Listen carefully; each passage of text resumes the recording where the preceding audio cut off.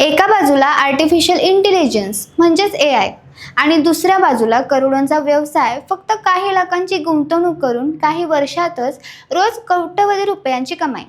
हे ऐकायला एखाद्या चित्रपटासारखं वाटतं, पण ही खरी घटना आहे अमेरिकेत राहणाऱ्या मॅथ्यू गॅलेगर या नावाच्या व्यक्तीची। AIच्या मदतीने मेडव्हीआय नावाची कंपनी सुरू केली आणि अल्पावधीतच ती कंपनी प्रचंड वेगाने वाढली।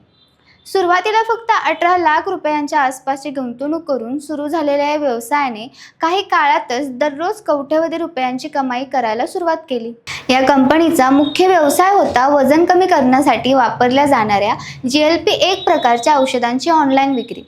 पारंपरिक पद्धतीने मोठा स्टाफ, ऑफिस खर्च यांची गरज असते, पण येथे AIचा वापर करून जवळपास सर्व कामे ऑटोमॅट करण्यात आली होती। वेबसाईट कंटेंट तयार करणं, ग्राहकांशी संवाद साधणे, जाहिराती बनवणे, डेटा विश्लेषण करणे हे सर्व AI टूल्सच्या मदतीने चालत होते। त्यामुळे कमी लोकांमध्ये मोठा व्यवसाय उभा राहिला। नमस्कार, मी किशोरी खांडेकर आणि तुम्ही पाहत आहात अनफिल्टर्ड महाराष्ट्र। ही स्टोरी इथेपर्यंत ऐकताना ती पूर्णपणे प्रेरणादायी वाटते, कारण एका व्यक्तीने AIचा योग्य वापर करून मोठं यश मिळवलं। पण खरी गोष्ट इथून पुढे सुरू होते, जिथे या यशामागची काळी बाजू समोर येते। कंपनीच्या वाढीसाठी मोठ्या प्रमाणात ॲफिलिएट मार्केटिंग करण्यात आलं, म्हणजे इतर लोक कंपनीच्या उत्पादनांची जाहिरात करत होते आणि त्यांना त्या बदल्यात कमिशन मिळत होतं। इथेच काहीच लोकांनी AIचा गैरवापर सुरू केला। सोशल मीडियावर खोटे डॉक्टर तयार करण्यात आले, त्यांच्या नावाने आणि चेहऱ्याने जाहिराती चालवण्यात आल्या।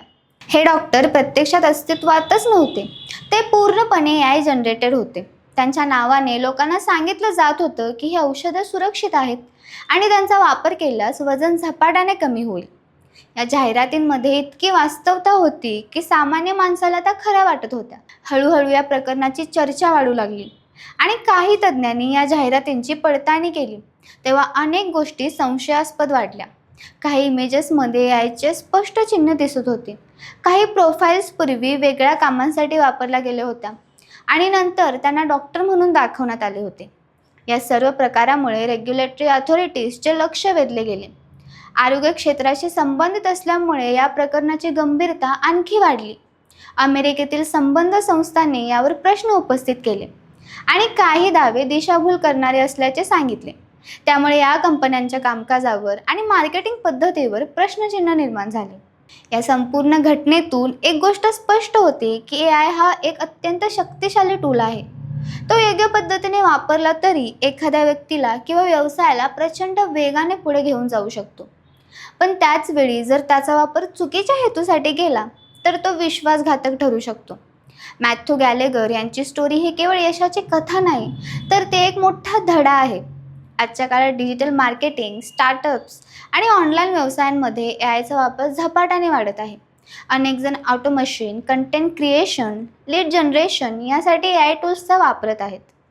पण या स्पर्धेत टिकून राहण्यासाठी केवळ तंत्रज्ञान वापरणं पुरेसं नाही, तर त्याचा वापर प्रामाणिकपणे आणि जबाबदारीने करणं अधिक महत्त्वाचं आहे। आज भारतातही AI आधारित व्यवसायांची संख्या वाढत आहे आणि भविष्यात या क्षेत्रात प्रचंड संधी आहेत। पण या संधीसोबत धोकेही आहेत।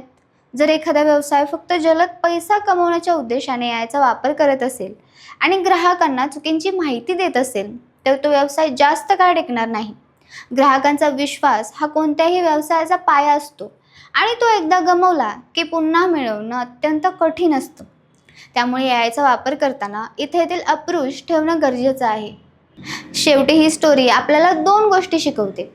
पहिली म्हणजे AIचा योग्य वापर केल्यास अमर्याद संधी निर्माण होऊ शकतात आणि दुसरी म्हणजे त्याच AIचा चुकीचा वापर केल्यास मोठं नुकसानही होऊ शकतं। त्यामुळे भविष्यात यशस्वी व्हायचं असेल तर केवळ स्मार्ट काम करणं पुरेसं नाही, तर योग्य आणि प्रामाणिक मार्गाने कामं करणंही तितकंच महत्त्वाचं आहे। AI हा भविष्य नाही, तो आजचं वास्तव आहे आणि त्याचा वापर कसा करायचा हे पूर्णपणे आपल्या हातात आहे। तुम्हाला जर ही माहिती आवडली असेल तर चॅनेलला लाईक करा, शेअर करा आणि सबस्क्राईब करायला विसरू नका। धन्यवाद।